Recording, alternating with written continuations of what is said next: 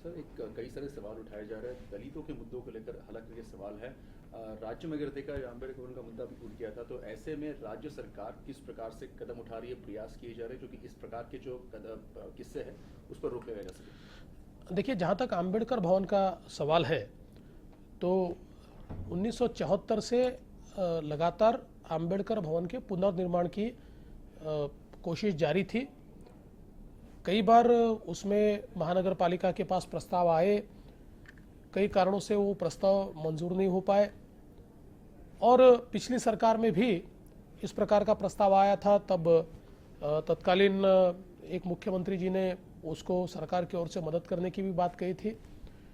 हमारी सरकार के सामने भी महानगर पालिका ने जिस समय प्रस्ताव भेजा तो प्रस्ताव ये था कि चूंकि ट्रस्ट उसको डेवलप करना चाहता है और इसलिए उस डेवलपमेंट की दृष्टि से उसके ऊपर जो रिजर्वेशन आ गया था वो सेकेंडरी स्कूल का आया था, और इसलिए उस पर भवन का रिजर्वेशन आए ताकि वो अम्बेडकर भवन जो है वो नियमित किया जाए। तो हमने उसको तुरंत मान्यता दी और हमने कहा कि इसका रिजर्वेशन चेंज करके उसको भवन का रिजर्वेशन, और उस रिजर्वेशन में उस अम्बेडकर भवन का अस्तित्व वहाँ दिखाया जाए। उसके बाद वो जो ट्रस्ट है, उस ट्रस्ट ने महानगर पालिका को, मुंबई जो महानगर पालिका है उसको एक एप्लीकेशन दी। उन्होंने उनका प्लान सबमिट किया, महानगर पालिका ने उनके प्लान को मंजूर किया, लेकिन मंजूर करते समय महानगर पालिका ने भी उनके ऊपर कुछ शर्तें रखी, जिन शर्तों में वहाँ पर जो ऑक्यूपायर्स है उन ऑक्यूपायर्स को विश्वास में लेकर ही वो आगे की कार्रवाई कर सकते हैं। इस प्रकार से उसको मान्यता मिली। साथ ही में महानगर पालिका ने उसके 2 स्ट्रक्चरल ऑडिट करवाए, तो दोनों स्ट्रक्चरल ऑडिट में ऐसा निर्णय आया कि जो बिल्डिंग है वो कमज़ोर है, वो डायलेपिलेटेड है और कभी भी गिर सकती है, और इसलिए महानगर पालिका ने एक उनको नोटिस इशू की, जो ट्रस्टीज़ हैं उनको, कि आप 30 दिन के अंदर इसके ऊपर कार्रवाई कीजिए और इसको गिरा दीजिए। ये सारी कार्रवाई चलते समय एक और ये ट्रस्ट के बारे में कुछ विवाद भी कायम थे।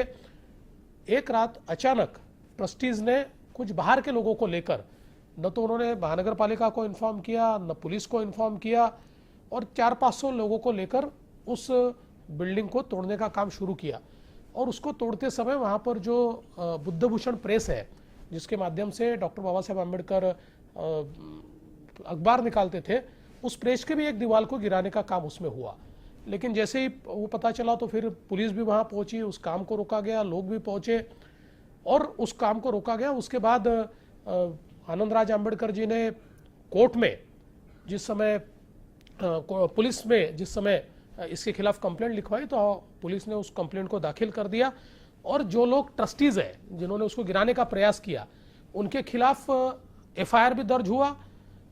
अभी वे सारे लोग कोर्ट से उन्होंने एक एड इंट्रीम बेल ली हुई है, और आने वाले दिनों में सरकार उस बेल को भी अपोज करेगी।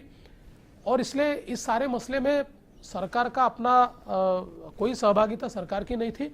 ये ट्रस्ट का मामला था, जिस ट्रस्ट के लोगों ने प्राइवेटली इसको गिराने का प्रयास किया, लेकिन राज्य सरकार ने इसमें प्रमुखता से भूमिका ली है। और हम ये मानते हैं कि बुद्धभूषण प्रेस जो है ये एक प्रकार से हमारे राष्ट्र की धरोहर है, और इसलिए हम लोग अम्बेडकर परिवार से भी चर्चा कर रहे हैं, चर्चा करके उसको हेरिटेज में अगर हम लोग ले पाए तो हेरिटेज में लेकर, और हमने ये भी कहा है कि जो इसका नुकसान हुआ है तो सरकार की ओर से खुद सरकार उसको बना कर देगी, ऐसा हमने निर्णय लिया है। जो दीवार वगैरह गिरी है और उसका जो रेस्टोरेशन करना है तो रेस्टोरेशन कंप्लीट राज्य सरकार की ओर से हम करेंगे। और उसके आगे जाकर मैंने तो ये भी कहा है कि जो बाकी जो इमारत है जिसको अम्बेडकर भवन कहा जाता है, उस अम्बेडकर भवन को अगर ये सारे परिवार और सारे लोग मिलकर उसकी एक संकल्प चित्र को मान्यता देते हैं तो इस विवाद से बाहर निकलने के लिए न ट्रस्ट उसको तैयार करे, न कोई दूसरा तैयार करे, सरकार उसको बांध कर देगी। ये भी एक प्रस्ताव हमने सामने रखा हुआ है। मुझे ऐसा लगता है कि सरकार की भूमिका इसमें बहुत स्पष्ट है। जिस प्रकार से ट्रस्ट ने उसको गिराया या उन लोगों ने गिराया, उस प्रकार से उनको गिराने का अधिकार नहीं था, इसलिए उनके ऊपर कानूनी कार्रवाई हमने की है। दलितों के मुद्दों को लेकर सरकार कितनी सजग है, उनकी सुरक्षा को लेकर, और साथ साथ जो कई अन्य सवाल उठ रहे हैं, सरकार कौन से कदम उठा रही है? मुझे ऐसा लगता है कि महाराष्ट्र की सरकार बहुत ज़्यादा संवेदनशील है, और प्रायः हमने दलित समाज के लिए कई प्रकार की योजनाएं यहाँ चलाई हुई है। सारी योजनाओं की ओर हम खुद स्वयं ध्यान देते हैं और ऐसे कोई मसले नहीं है। मैं तो मोदी जी की सरकार का इसलिए भी अभिनंदन करना चाहता हूं कि डॉक्टर बाबा साहेब आम्बेडकर जी का जो स्मारक इंदू मिल पर बनाना था, पिछले 15 सालों से महाराष्ट्र सरकार उसके लिए प्रयास कर रही थी, लेकिन केंद्र सरकार से वो जगह ही नहीं मिलती थी।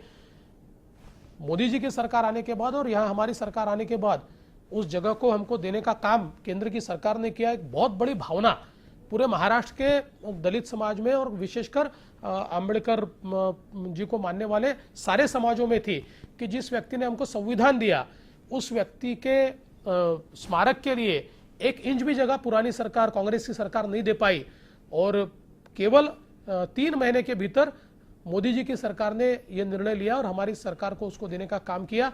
हमने सारे जो आम्बेडकर जी को मानने वाले जितनी पार्टियां हैं, फैक्शंस हैं, सारे नेताओं से बातचीत करके उनको एक साथ लाकर उसका जो आराखड़ा है उसको फाइनल किया है और मुझे लगता है कि एक बहुत अच्छा स्मारक उनका हम तैयार करेंगे।